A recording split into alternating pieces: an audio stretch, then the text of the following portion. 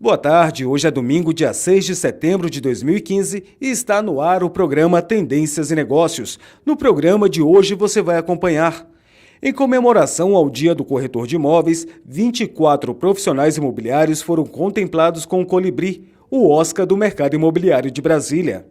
Para quem tem animais de estimação, sabe que quando eles adoecem, as despesas sempre vêm. Daqui a pouco você vai acompanhar uma matéria que traz a solução para este problema. Não perca! Fazer atividades físicas previne vários tipos de doença. Isso todo mundo já sabe. Mas saiba que antes de realizar a atividade, é necessário fazer exames médicos e ter sempre o acompanhamento de um profissional de educação física cadastrado no CREF. Você que se sente mal no ambiente de trabalho e não sabe o que está acontecendo, saiba que isto pode ser sinal de depressão e hoje você vai saber o que pode fazer para cuidar desta doença. No quadro Almoce Conosco de hoje, o entrevistado é o deputado Cristiano Araújo. Não perca esta conversa onde ele fala sobre os projetos e benefícios para a população de Brasília. Informar, educar e divertir não há como negar. O rádio e a televisão são capazes disso e muito mais. E as emissoras comunitárias fazem esse trabalho com uma equipe muito especial, os moradores da cidade. As rádios, TVs e jornais comunitários exercem um papel essencial na promoção da cidadania por meio do exercício do direito à comunicação. Então isso significa promover mais possibilidades para que a população tenha condições de produzir, distribuir e acessar conteúdos de comunicação e cultura. Mas a rádio comunitária é uma rádio diferenciada das outras. É uma rádio para a comunidade, direcionada mais para aquela localidade das cidades. A rádio comunitária está a serviço mais da própria população daquela cidade. Uma TV comunitária, ela tem uma diferença básica em relação a uma grande empresa de televisão, que ela é sustentada por gente da cidade, instituições da cidade, associações culturais, é sustentada pelos sindicatos, pelos trabalhadores, pelos artistas, e ela não tem grande poderio econômico. Muitos daqueles que não têm voz na grande mídia encontram espaço para expressarem a sua voz aqui na TV comunitária. Na programação das rádios, muita variedade. Música para todos os gostos, entrevistas, reportagens e a participação de moradores da região. A TV não fica atrás. O tempo é ocupado com debates, documentários, programas educativos e, claro, a participação de vários setores da sociedade local, como sindicatos trabalhistas e associações de moradores. Nós fazemos uma atividade muito intensa de debates ao vivo das manifestações políticas e culturais da cidade. A Rádio Cidade hoje tem um papel muito importante na vida da população, porque ela traz uma informação em tempo real daquilo que está acontecendo. E aqui tem informação, o pessoal que gosta tem a música, né? Tem o noticiário também. Oferecemos o espaço para contadores de histórias da região de Brasília, do Cerrado, histórias infantis, histórias para crianças grandes e pequenas. E também oferecemos o espaço para aqueles que querem lançar os seus livros, seus CDs, a roda de samba local, os músicos da cidade. Eles encontram aqui na TV comunitária uma boa possibilidade de expressão. Segundo a Associação Brasileira de Radiodifusão Comunitária, Abraço, em todo o Distrito Federal, são cerca de 32 rádios comunitárias e um canal de TV comunitário em atividade. A Agência Nacional de Telecomunicações, a Anatel, e o Ministério das Comunicações têm regras específicas para os veículos comunitários. Para que possam funcionar, as rádios devem ter raio de alcance limitado a 1 km da antena de transmissão. Já as TVs só podem ser sintonizadas na faixa de frequência dos canais pagos. A lei que regula as emissoras comunitárias também não permite que os veículos ocupem a programação com comerciais pagos. As restrições não agradam os permissionários. O sinal do transmissor, que é 25 watts. Então, por nós estarmos em um ponto um pouco privilegiada, que é o ponto onde a rádio está hoje, o nosso alcance pode chegar até mais de 1 quilômetro, mas a tendência é só dentro da nossa própria cidade mesmo. Historicamente, tem havido esforços para que os veículos comunitários de rádio e de televisão alcancem uma população maior, porque a regulação desse setor no Brasil é bastante restritiva, né? A gente tem TVs comunitárias que ficam ainda disponíveis apenas no serviço de TV por assinatura, por um lado, e um canal apenas para a rádio comunitária no FM, né? Então, com a digitalização da televisão e mesmo com as atividades que têm sido desenvolvidas pela internet, existe uma expectativa de que o maior número de pessoas se envolvam. A dificuldade da rádio comunitária, a gente tem muita dificuldade na questão do apoio cultural. Nós temos a dificuldade de pegar um apoio cultural da próprio comércio, porque é muito restrita, né? Você pode falar sobre o nome do comércio, mas, né, você não pode falar o preço, você não pode falar assim, o açougue do seu João, compre lá, né? Só, tipo assim, então, para o próprio comerciante, isso é ruim. Com todas as dificuldades, ela tem o papel fundamental de ela estar junto com a comunidade, em defesa da comunidade, interagindo com a comunidade. Por que não mudar isso na lei, que vai favorecer tanto as TVs comunitárias, para que elas se fortaleçam, comprem novos equipamentos, possam contratar mais gente, portanto, aumenta a força de trabalho, aumenta o mercado de trabalho para jornalistas, para técnicos, para os fabricantes de equipamentos. Se nós pudermos comprar mais equipamentos, quem vai sair ganhando? A indústria nacional e os trabalhadores que fabricam esses equipamentos. A falta de recursos financeiros e as dificuldades técnicas fazem com que os principais combustíveis para manter essas mídias em funcionamento sejam a vontade e o amor dos profissionais de cada emissora. Mas assim, a rádio não é para ganhar dinheiro, né? A rádio não é para ganhar dinheiro. A rádio, ela tá ali para um serviço para a comunidade. Então, na realidade, o que acontece? É isso, é amor, porque, na verdade, a sobrevivência é difícil. E eu vivo de sonhos. Se eu parar de sonhar, minha vida não tem sentido. Eu vivo de sonhos, sou um sonhador. A comunidade pode participar da programação destes veículos e, assim, tornar o conteúdo cada vez mais atrativo.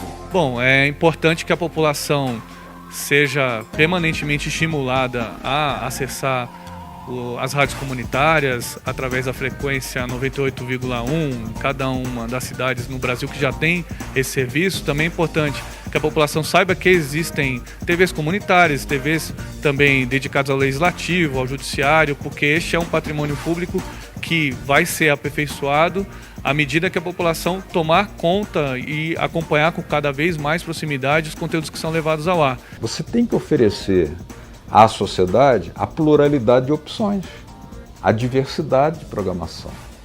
Mas se você tem todos os recursos econômicos concentrados apenas em algumas televisões, essas televisões vão concentrar toda a audiência. Isso é um prejuízo para a sociedade, porque não vai ver as várias cores que tem na natureza.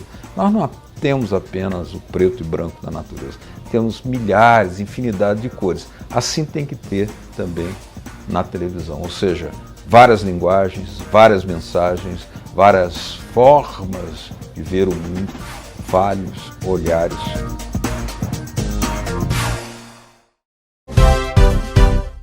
Em comemoração ao Dia do Corretor de Imóveis, o Cresce-DF, junto com a ACI, promoveu a 6ª edição do Prêmio Colibri.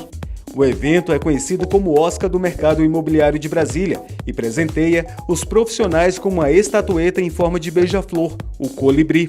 É o 6º Prêmio Colibri, a nossa edição no 6º ano que realizamos com o objetivo de homenagear os corretores de imóveis que se destacaram, no caso agora de 2015, do mercado imobiliário.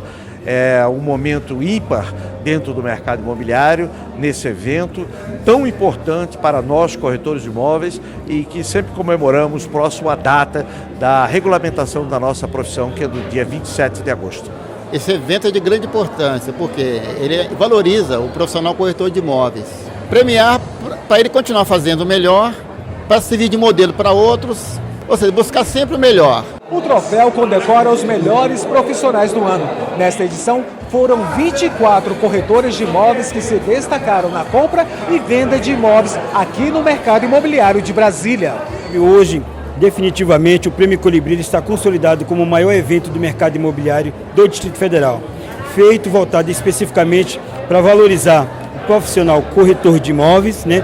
E é uma iniciativa do Cresce com a promoção da ACI, e a gente tem realmente cada ano que passa tentado melhorar e trazido assim algo diferenciado, sempre uma surpresa a mais, porque o corretor de imóveis merece.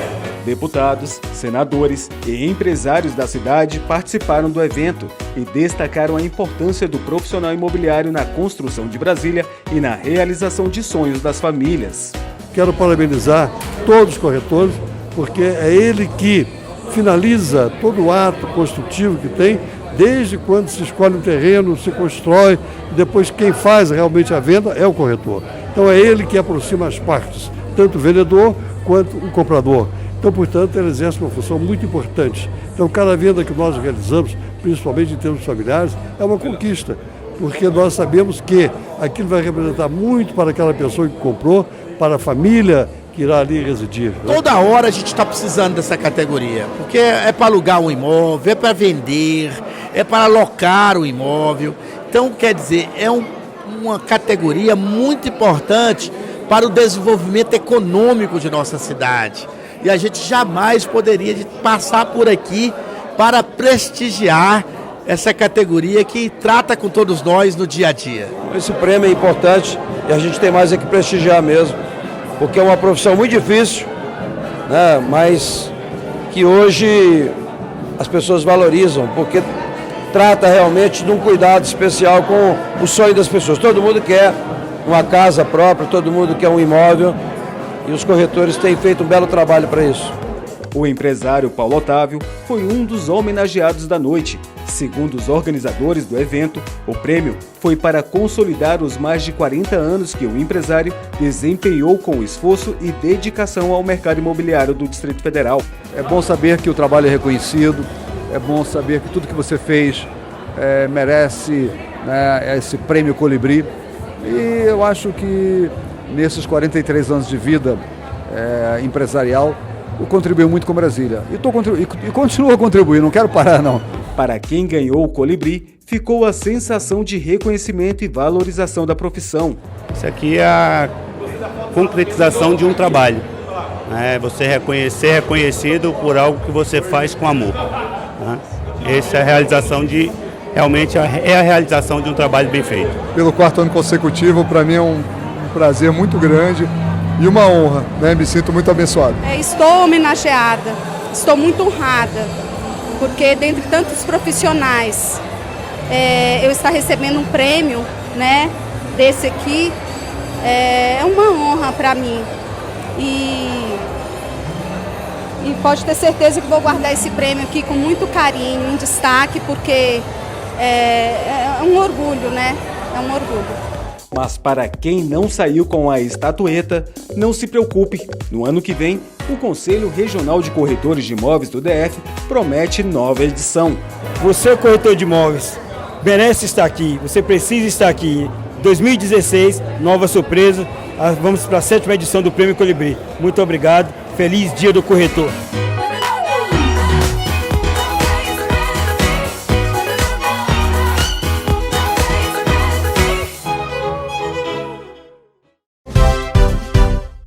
O grupo de comunicação Tendências e Negócios foi convidado a participar da festa de aniversário da prefeita da cidade ocidental, Gisele Araújo. O evento foi marcado pela presença de políticos importantes da região do entorno de Brasília, além de familiares e amigos. E Gisele fez questão de cumprimentar um por um, sinônimo de companheirismo a quem sempre esteve ao seu lado. Gisele, para mim, primeiro é minha amiga, minha comadre, é uma pessoa muito correta, sincera, honesta, uma grande mãe. Gisele Araújo é uma mulher arrojada, que está mudando o perfil da cidade ocidental, trazendo muitas obras, muitas melhorias para o nosso município e que ela continue assim, até concluir o mandato dela, que foi o compromisso que ela fez com o povo dessa cidade. prefeita Gisele é conhecida por ser uma prefeita combativa, aguerrida, trabalhadora, articulada, né? E nós reconhecemos esse trabalho que ela vem fazendo aqui à frente da Prefeitura de Ocidental. Este ano, a prefeita comemorou 50 anos de idade e recebeu homenagem de todos os presentes no evento. E hoje ela está fazendo 50 anos, 50 anos de idade. Eu só desejo a ela e a família dela muita saúde para ela cuidar bem dos seus filhos de Cidade Ocidental. Chegar à metade de um centenário é louvar e agradecer a Deus todos os benefícios que Ele concedeu na vida dela e, ao mesmo tempo, a garra com que ela enfrentou todas as dificuldades que enfrentou para chegar até aqui. Uma filha muito especial, tá? E eu fico muito feliz que nos 50 anos ela tenha conseguido todo esse sucesso, tá? Que ela seja muito feliz, realize todos os seus sonhos e é isso que eu desejo para minha filha. Gisele, é claro, agradeceu a presença de todos na comemoração desta data importante. Nossa, eu poder ter essa graça de Deus, de estar aqui junto aos meus amigos, os meus familiares, isso é tudo de bom para mim, eu fico muito feliz por tudo isso. E dou graças a Deus todos os dias por isso, porque fazer 50 anos com muita saúde é tudo de bom. Agradeço todos os meus amigos, familiares, todos aqueles que em momentos tão importantes da minha vida estiveram ao meu lado, como esse momento para mim é muito importante. Eu falo que hoje estou completando meio século, né? E que Deus me conceda, assim, se for da vontade dele, muitos anos de vida, mas com muita saúde também. E nós, do Grupo de Comunicação Tendências e Negócios, não poderíamos ficar de fora. Por isso, em nome de toda a nossa equipe, lhe desejamos feliz aniversário, Gisele. 1, 2, 3. Feliz aniversário!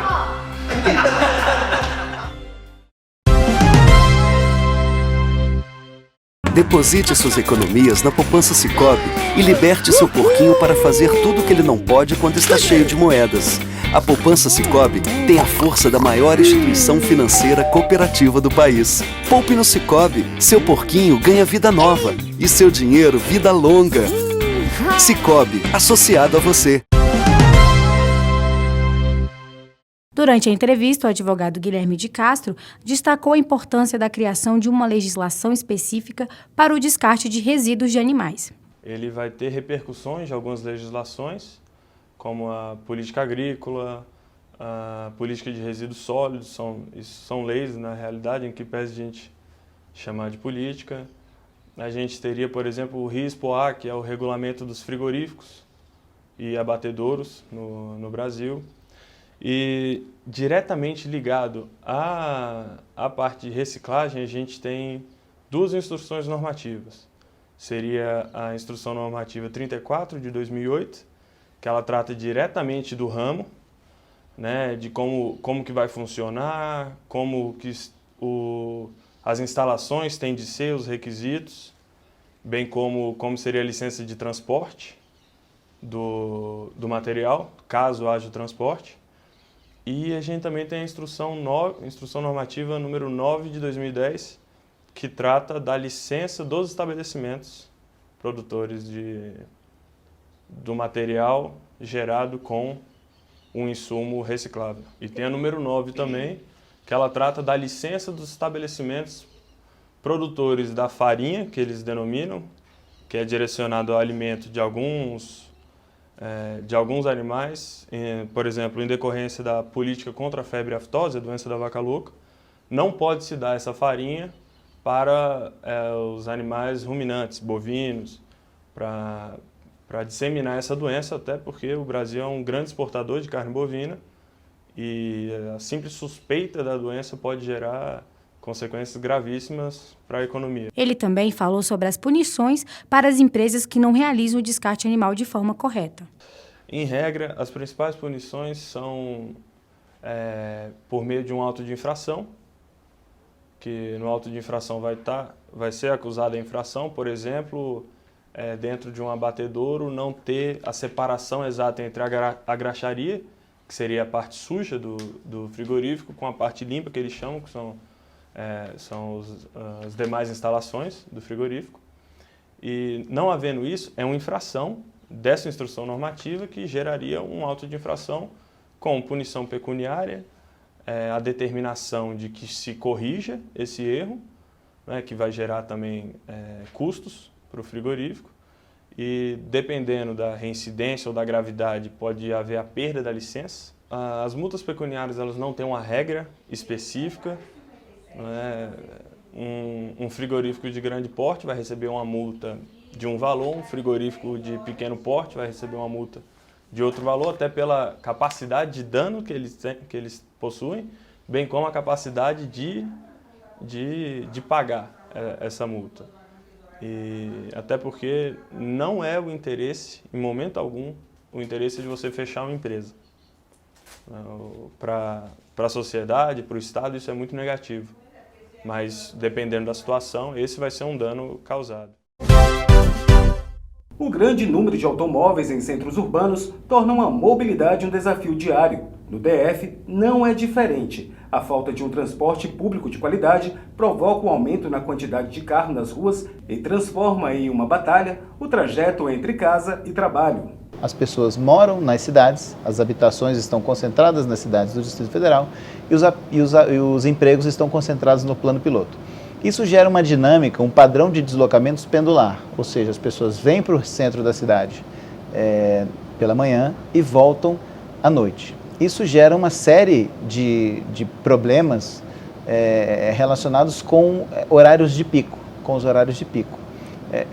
Existem muitos congestionamentos e uma demanda muito grande por transporte coletivo de manhã e à tarde, em um sistema que fica praticamente ocioso ou com bastante ociosidade, um grau de ociosidade elevado ao longo do dia. O transporte público seria uma solução para o trânsito de Brasília, mas o projeto de melhoria fica apenas no papel. A mobilidade urbana é um dos grandes problemas da população de Brasília.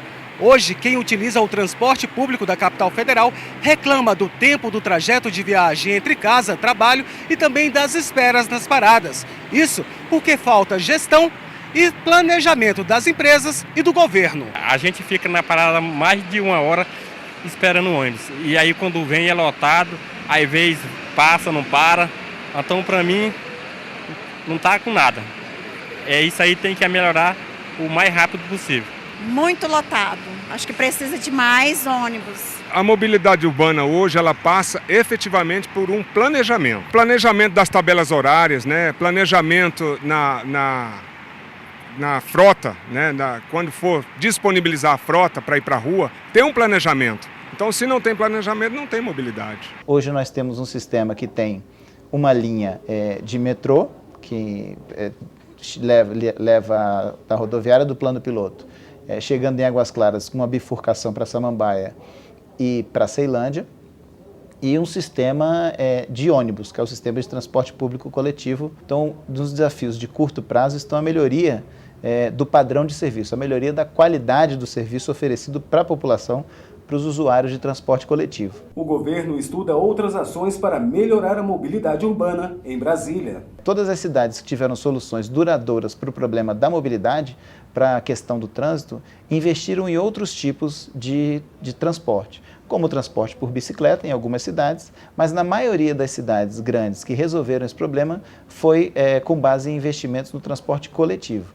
E é por isso que nós estamos tratando de todos os modais, todas as formas de transporte, mas com uma ênfase especial no transporte coletivo. Se o governador, né, tem que sair do gabinete climatizado, o secretário de transporte também tem que dar uma volta aqui, dar uma andada de ônibus para ele ver como é que é a situação dos passageiros aqui.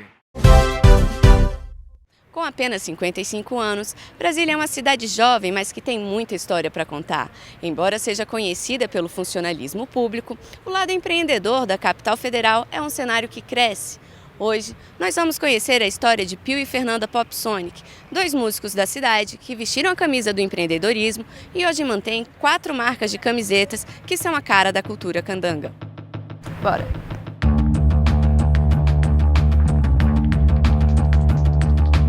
Então, Pio, conta um pouquinho pra gente, assim, como que começou a história da Verdurão?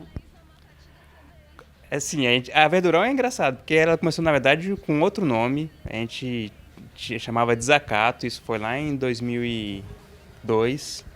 E começou muito com uma ideia que, assim, a gente tinha uma banda e a gente queria fazer a camiseta da banda, da nossa banda mesmo, não era nenhuma coisa que era... Não tinha uma ideia de uma loja ainda. A gente começou a fazer a camiseta da nossa banda e viu que as pessoas gostavam do desenho que a gente tinha criado para a banda. E na época a gente começou a fazer mais desenho, começou a ter saída e no início a gente vendia em show de rock, inclusive, assim. Ia pro showzinho de rock, levava as camisetas, botava lá. E aí depois, com o tempo, a gente teve essa oportunidade de vir pro Conic. Garota rock inglês, não maltrate dessa vez. O meu coração que só fala português.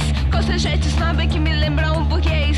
Eu não leio Byron nem escuto Coldplay. Garota rock inglês, eu não combino com você. Eu canto pop rock e me visto de xadrez. Não tenho paciência para o seu chá das 3. Eu sei que na Inglaterra o narigudo é o irlandês.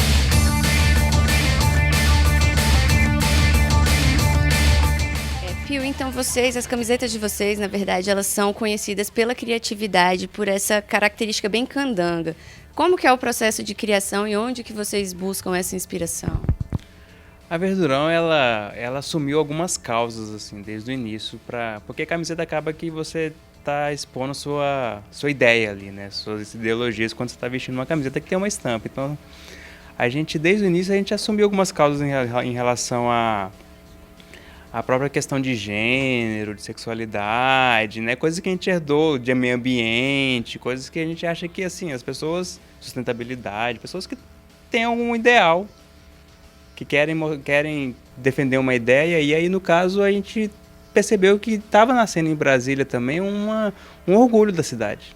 Então a gente começou com esse negócio de valorizar a cidade, valorizar os locais da cidade, e com isso viu que as pessoas foram tendo cada vez mais aceitação e pedindo mais. Hoje em dia a gente tem muita camiseta de Brasília, 30, 40 estampas falando da nossa cidade, e fala das coisas que são coisas desde que, assim, da gente ser cidadão, atravessar na rua, ou da gente gostar de usar a bicicleta para andar na cidade, ou a própria questão do cerrado. Então, assim, a gente está defendendo essas ideias muito por conta dessa relação que a gente tem com os nossos clientes.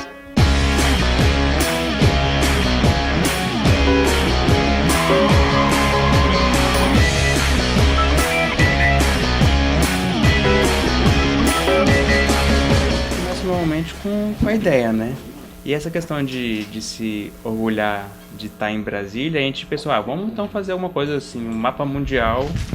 As pessoas que estão em Brasília gostam de estar aqui, então imagina que eu vou mostrar para todo mundo como é que é legal estar em Brasília com essa analogia do mapa. Então a gente pegou, selecionou um mapa, né, fez um desenho de um mapa legal, com esses... Aí tem uma questão mais de design, minimalista e por aí vai.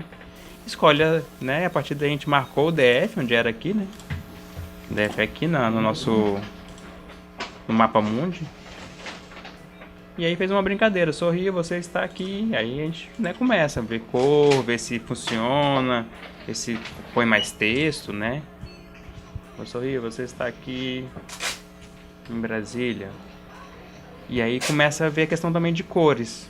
Ver como é que seria a camiseta numa outra cor, por exemplo. Esse aqui ficaria super legal para quem gosta de coisa mais ambiental, que é verde, né? Ou a gente pode ver como é que seria a camiseta, o resultado dela na cor branca, por exemplo. Aí, branco não fica legal, vamos colocar escrito de azul. Então aqui a gente passa por um processo de definir os layouts. Depois que a ideia está constituída, define as cores e aí vai depois para a produção.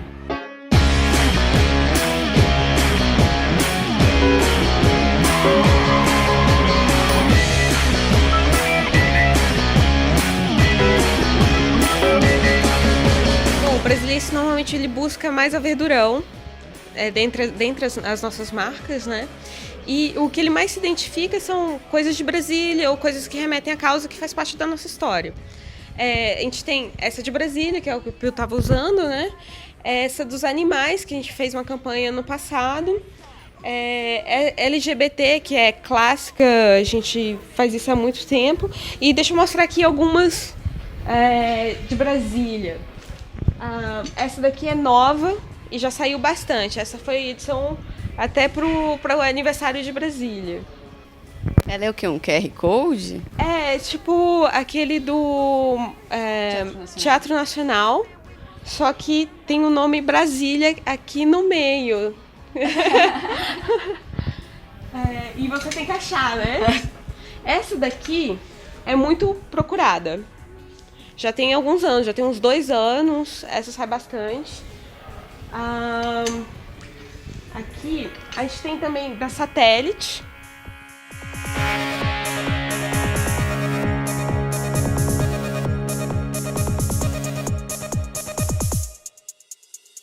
Fala pra gente assim, na questão, você como empreendedora, você acha que Brasília tem um cenário promissor para essa área? Assim, vamos apostar ao invés de serviço público, vamos apostar nas nossas ideias?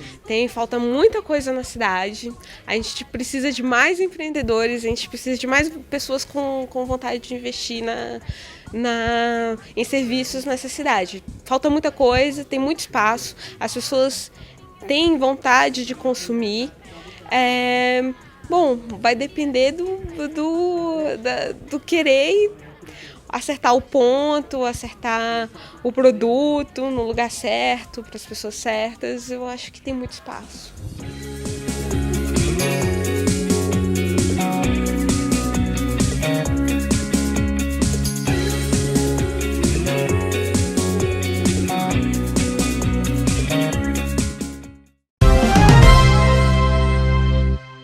Se você quer saber de tudo o que acontece na capital do país, você não pode perder Tendências e Negócios, o seu canal Business.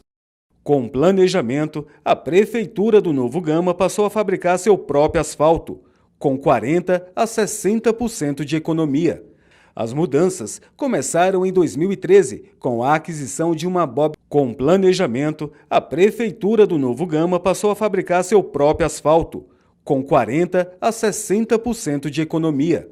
As mudanças começaram em 2013, com a aquisição de uma Bobcat. Em 2014, foi a vez da usina de asfalto. E em 2015, a mesa compactadora.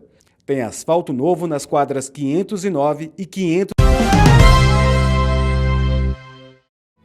Bom, foi um assalto à mão armada, né? E assim... fiquei com um bandido, né, pegando o numerário, né, dentro do local e sendo acompanhada a todo momento até o cofre. Vi quando correu atrás de uma colega, que a colega correu quando ouviu um tiro dentro da unidade. Então eu vi assim, o bandido apontando a arma nas costas dela e depois ficou comigo o tempo todo recolhendo dinheiro. A história dessa jovem que não pôde ser identificada chama a atenção. Depois de sofrer um assalto enquanto trabalhava, ela passa por uma situação cada dia mais frequente dentro do ambiente de trabalho: a depressão. Apesar de parecer uma realidade distante, não é difícil encontrar casos em nosso dia a dia. Recentemente, foi noticiada a queda de um avião na França. A suspeita é que o copiloto tenha cometido um suicídio, que acabou causando a morte de 150 pessoas.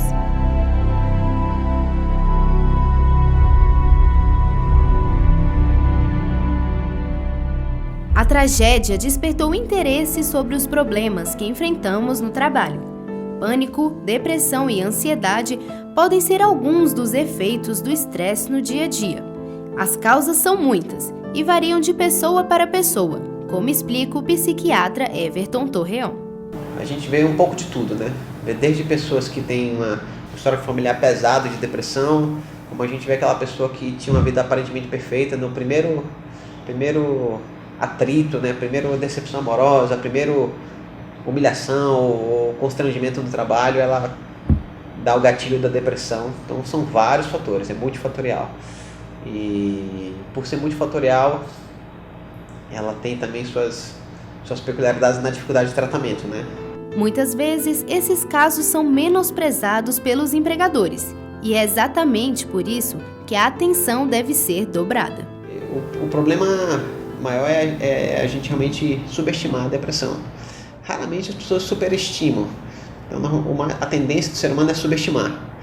como aconteceu aquele pai que se jogou na frente de um carro com os 4 filhos, o piloto que se jogou na montanha com todos os tripulantes, né? Então, provavelmente foram casos de depressão que a pessoa já deu todos os sinais que ela estava deprimida, só que eles tenderam a subestimar, não é tão grave assim. Ele não vai fazer uma besteira em função dessa queda do morro. E numa dessa que a gente subestima é onde acontecem as grandes desgraças. Os prejuízos para a empresa são vários, desde a perda do rendimento do funcionário até a necessidade de aposentadoria por invalidez. Em termos de intensidade, existe a leve, moderada e grave, né, tradicionalmente. Uma depressão leve, ela vai te limitar na tua motivação, te limitar na tua criatividade, um pouquinho, mas ela não é considerada incapacitante. Agora, as depressões consideradas moderadas e graves, a moderada ela já pode te gerar um afastamento da tua função laboral, e a grave não só gera um afastamento, como geralmente gera uma internação ou até benefícios previdenciários. As depressões graves recorrentes geralmente geram aposentadoria por invalidez. A vítima apresentada no início desta reportagem foi afastada de suas funções provisoriamente. Apesar dos traumas, ela compreende a necessidade do tratamento, que já traz resultados. Hoje ainda tem muito trauma ainda, assim, vozes altas, qualquer coisa que acontece ainda, qualquer barulho maior, qualquer coisa, ver arma na televisão, ver qualquer coisa assim ligado a assalto, essas coisas assim, ainda mexe muito. Mas estou fazendo acompanhamento psicológico, psiquiátrico, né? Tomando medicamento e vivendo um dia de cada vez. Em Brasília, algumas clínicas oferecem atendimento especializado para esses casos. O tratamento varia de acordo com a necessidade do paciente. Nos casos que o psiquiatra vê que tem um diagnóstico de internação, o tratamento começa pela internação. O paciente passa pela unidade de Sobradinho, que fica a RM Clínica de Internação, ele passa por lá, vai ficar o período necessário para poder estar cuidando com o psiquiatra, psicólogos, terapeutas, tem nutricionista, temos professor de educação física, assistente social, a enfermagem 24 horas cuidando de todo o tratamento. O pós-tratamento, depois que ele tem alta dessa internação, ele vai vir para o hospital dia. No hospital dia, claro, é onde a gente vai começar a cuidar do paciente para ele voltar para o ambiente do trabalho dele, para a vida normal dele, e está vindo para cá vários dias na semana. Começa em período integral, depois vai diminuindo, conforme a necessidade sempre e a avaliação do psiquiatra e do psicólogo. Você pode ajudar pessoas com esses problemas. A principal recomendação é procurar imediatamente profissionais especializados. Se você perceber uma pessoa que está com uma tristeza acima da média, né? Um certo isolamento, uma pessoa que demonstra que os prazeres que outrora ela compartilhava em grupo, parece que não tem mais graça, né? Como a gente chama de anedonia, né? Então a pessoa está mais... As coisas que animavam ela, que alegravam ela, parece que já não estimula mais, ela não reage. Ou ela aparentemente parece que está sempre com preguiça, meio desanimada, né? Como se não tivesse dormindo bem, como se não tivesse se alimentado bem, que a gente chama de desânimo, né? Então se a pessoa você percebe que algo fugiu da média, aquela pessoa ela pode até ser lentinha e devagar e introvertida, mas se ela, tem algo a mais, o recomendado é realmente levar para um psicólogo, para uma avaliação psicológica, para uma avaliação psiquiátrica, idealmente para os dois, né? Tanto para o psicólogo quanto para o psiquiatra, para poder fazer um ranking dessa depressão, né?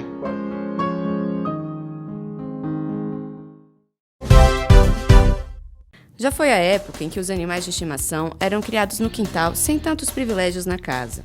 Hoje, os chamados filhos de 4 patas conhecem o lado bom da vida, são considerados parte da família e recebem mordomias de gente.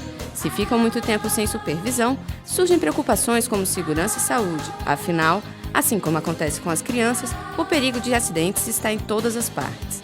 Pensando nisso, algumas clínicas veterinárias oferecem planos de saúde para os melhores amigos do homem, que evitam desgastes em casos imprevisíveis. Idealizador da iniciativa Pet Life, Isaías Chianca deu início ao segmento de planos de saúde para animais em 1994, em tempos difíceis para a economia no país. A gente tinha muita inflação e a pessoa tinha essa dúvida de quanto que ia custar aquele cachorrinho que eu estava comprando, etc. Então, isso me fez pensar como eu poderia responder esse cliente. Porque se o cachorro não tivesse nunca um acidente, ele só ia gastar com vacina. Mas se o cachorro fosse atropelado, precisasse passar 30 dias internado, qual seria esse custo? Então eu comecei, dentro dessa indagação dos clientes, eu comecei a pensar um produto que fosse atender o meu cliente. Atual proprietário da empresa pioneira neste serviço em Brasília, o veterinário Rodrigo Verdade explica como funcionam essas alternativas para o bem-estar animal. O plano de saúde é mais ou menos igual a um plano de saúde humano, como se fosse um seguro de carro, né? Você quer ter uma segurança para o seu animal. As contas veterinárias não são baratas, né? E parecido com a de humano também, e você tem uma segurança. Não é um plano muito caro, mas que a pessoa tem uma segurança o dia que ela precisar. Então, isso que motivou a abertura do plano, né? E as pessoas gostam bastante, né? Porque você acaba pagando uma quantia relativamente pequena mensalmente e você tem um seguro, né, do seu animal durante esse período. De acordo com a Associação Brasileira da Indústria de Produtos para Animais de Estimação, existem no Brasil mais de 100 milhões de pets. O último levantamento feito pelo IBGE contabiliza um animal de estimação para cada 2 brasileiros, e o Distrito Federal é a unidade da federação com maior número de animais por habitante. A advogada Lilian Rejane é uma dessas pessoas. Em casa, ela cria 8 cachorros, todos com plano de saúde. Agora são os 8 fixos aqui, são os 4 labradores e os 4 pequenos. Eu acho que o plano de saúde para eles acho que foi fundamental.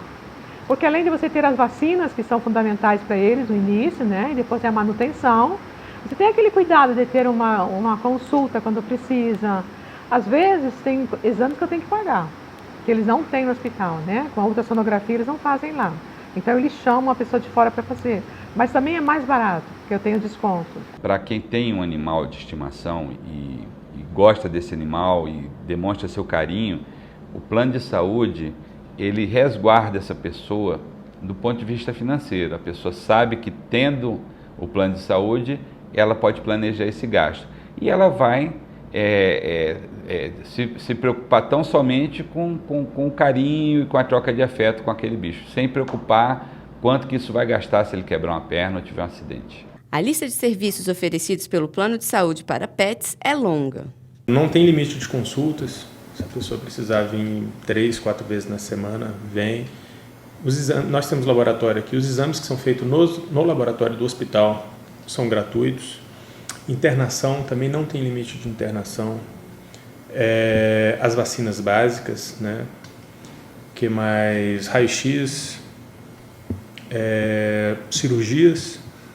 Lilian conta que um de seus cachorros passou por uma operação. Foi quando ela percebeu a importância da segurança que o plano de saúde proporciona. Uma deles grande, que já faleceu, operou a coluna. Na época, ele falou para mim que só da coluna era R$6.000 na cirurgia. Embora seja um custo considerável no orçamento da família, o principal para ela é ter a certeza de que seus bichinhos vão viver muitos anos ao seu lado. Não que seja, vou agora falar mal também, não que seja barato, não é barato não. Mas vale a pena, no fundo.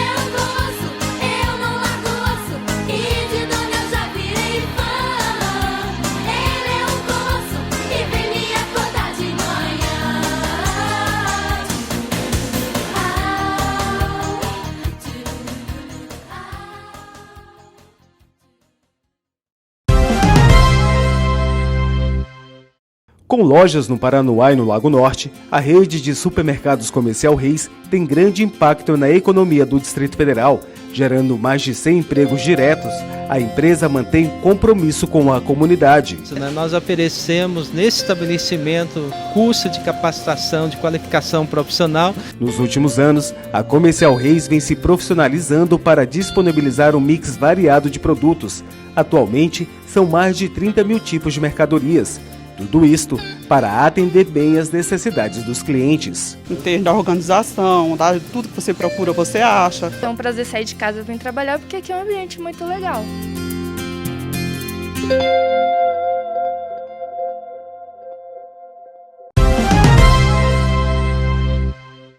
A prática de exercícios físicos está cada vez mais presente no cotidiano do brasileiro. É possível realizar atividades em casa, nas ruas, parques ou em qualquer outro lugar onde a pessoa esteja. Os exercícios funcionais estão muito em moda, né? E exercício funcional são exercícios do quê? Exercícios feitos sem aparelhos de musculação. Exercícios feitos com peso do corpo, feitos com TheraBand, etc. Feitos com aparelhos que você pode deslocar esses aparelhos para lugares mais longe. Com o surgimento das academias, as pessoas deixaram a prática caseira para utilizar equipamentos modernos, aparelhos que ajudam nos exercícios. Quando teve o boom das academias, a gente adaptou os exercícios dentro de aparelhos de musculação. Porque você fazendo num aparelho de musculação, você não requer todo o peso do seu corpo. Então você pode ir paulatinamente, devagar, ganhando condicionamento, ganhando força, ganhando resistência, até conseguir sustentar o seu próprio corpo, até conseguir fazer uma barra completa. Mesmo fazendo exercício em casa ou em academias, o necessário é que o praticante procure um profissional habilitado em educação física.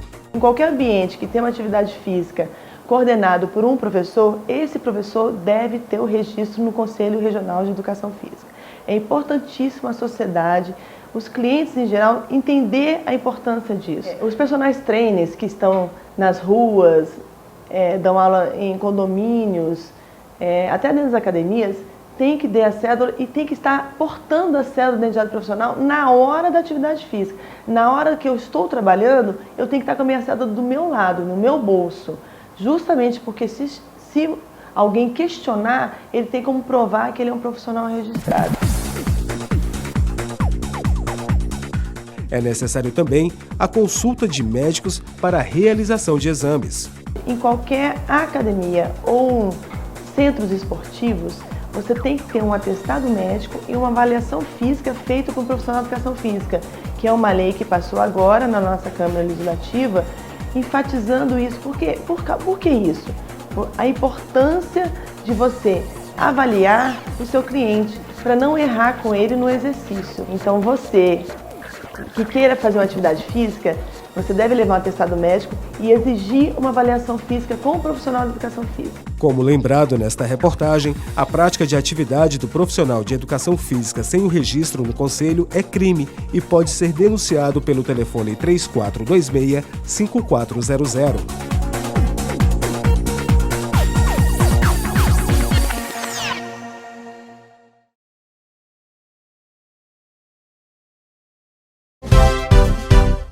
Boa tarde, mais uma vez aqui no Almoço Conosco, no Latambu e no Parque Shopping, no Espaço Gourmet do Parque Shopping. Os convidados de hoje, estamos aqui com Roberto Gifone e o deputado Cristiano Araújo. Boa tarde, deputado. Boa tarde, Alex. Boa tarde a todos. Prazer estar aqui hoje contigo. Gifone. Boa tarde, Alex. Nós estamos aqui recebendo a Geração Brasília da Câmara Legislativa. Né? E Gifone, muito bem-vindo, Cristiano. E interessante, deputado, que você já está no terceiro mandato com pouquíssima idade, né? Quando é que foi o seu primeiro mandato? Foi com quantos anos? Foi com 21 anos, né? 2007, primeira legislatura nossa. E deputado, você, né, que já passou por 2 mandatos, né? Esse sendo seu terceiro mandato, como é que está enxergando essa Câmara, a composição dessa Câmara Legislativa? Eu vejo todos bem intencionados, todos querendo contribuir com a nossa cidade, mas uma Câmara extremamente inexperiente. É um governo também que é extremamente novo, vem com uma proposta nova de política, então é natural que a Câmara está aprendendo a trabalhar com essa nova metodologia política. Mas nós temos visto, né, eu acho que 2 ações que foram importantes nesse mandato, foi a Câmara itinerante, né? Câmara em Movimento. E Câmara em Movimento, né? E a CPI agora, né, conseguiram aprovar e vai ser estabelecida a CPI do transporte, né? Como é que você está vendo isso? Bom, são duas questões, né? A Câmara em Movimento é um projeto que já existiu em outra gestão. Eu acredito que ela aproxima o poder legislativo da população, né? A Câmara se desloca até as cidades, as diversas cidades do Distrito Federal. Sobradinho, por exemplo, foi a última, né? A última que nós tivemos, né? Quanto à CPI do transporte, eu enxergo que é importante a questão da CPI, o transporte público de Brasília. São 10 anos que eu participo da política, São 10 anos que eu escuto a reclamação sobre transporte, horários de ônibus, quantidade de ônibus que rodam, qualidade desses ônibus. Então é fundamental que faça essa CPI, tenha-se as investigações, mas que essa CPI realmente traga algum benefício para a população. E, deputado, o governador, né, Rodrigo Hollenberg, levou até vocês, né, parlamentares, uma ideia, né, de melhoramento da situação, né, do desenvolvimento econômico social de Brasília. Como é que vocês receberam isso lá, hein? Olha, eu acho que isso tem que ser visto com muita calma, tem que procurarmos ser ponderados. Eu acredito que o que a população espera de um governo que ela elegeu não é simplesmente aumentar impostos, porque é muito fácil você administrar aumentando de quem não causou a culpa, né? Então, ele fala-se em aumento de TBI para 4%, fala-se em aumento de IPVA de 3,5% para 4%, vai se reajustar a taxa de limpeza pública e outras questões mais que estão sendo revistas, como, por exemplo, o caso do IPTU, né? Acredito eu que isso sendo feito de uma forma onde os estudos comprovem que existe alguma defasagem no preço, né, e a gente faça apenas a correção, isso pode até descer de maneira palatável. E sempre lembrando de que esse dinheiro tem que ser reinvestido para a população. Esse discurso da herança está com prazo esgotado? O sentimento que a gente tem é que a população acha que agora é hora de agir, não dá mais para ficar olhando pelo retrovisor. É assim que você também enxerga? Eu acho que esse discurso não vem só há 3, 4 meses de governo, ele vem desde a transição do governo. Desde outubro, né? Então, novembro, né? O tempo que eles estão que o governador está governando são 5 meses agora. Mas ele já sabia disso há 3 meses, então poderia ter sido planejado, poderia ter sido visto, né, de maneira a não deixar esperar tanto tempo. Ok. Gifone, a gente vai chamar para um breve intervalo e no próximo bloco a gente vai falar sobre desenvolvimento, porque o deputado ele é presidente dessa comissão de meio ambiente e desenvolvimento econômico, ciências e tecnologia e turismo.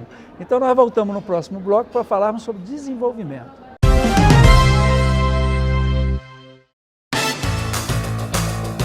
Agora na OK FM, você ficará conectado aos principais acontecimentos políticos da semana. Notícias, informação, bastidores, entrevistas, críticas e sugestões. Programa Conectado ao Poder, de segunda a sexta das 20 às 21 horas, na rádio OK FM.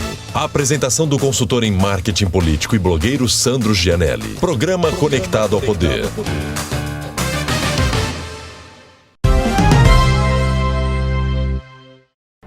Voltamos para o segundo bloco desse Almoço Conosco de hoje, aqui no Latambui, no Parque Shop, Espaço Gourmet, com Roberto Gifone e o deputado Cristiano Araújo.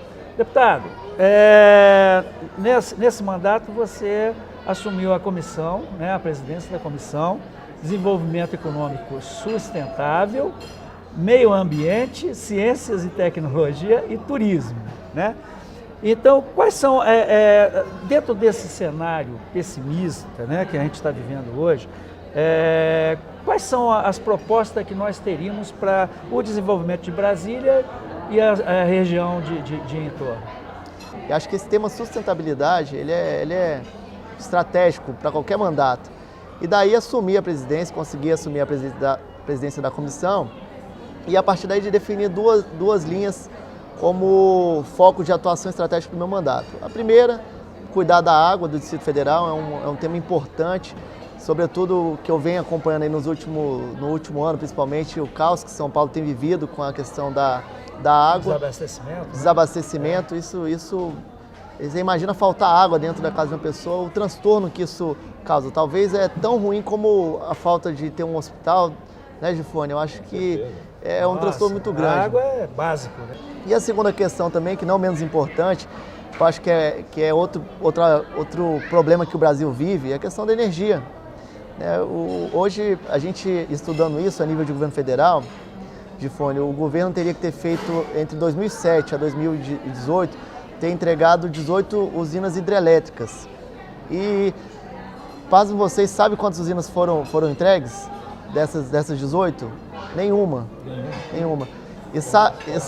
É crítica. E sabe quantas vão ser até 2024?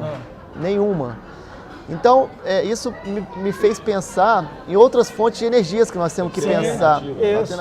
Hoje, 85% da energia que nós consumimos é hídrica, né?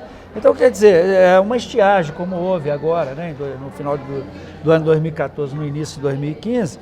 Isso aí é um absurdo, né? A gente sabe dos casos de sucesso da Espanha, Alemanha, Portugal, Espanha, né? Já vivem a distribuição da energia muito maior, né? Dentro do campo fotovoltaico do que propriamente hídrico, né? Quer dizer, então a gente não se planejou para isso, né, deputado?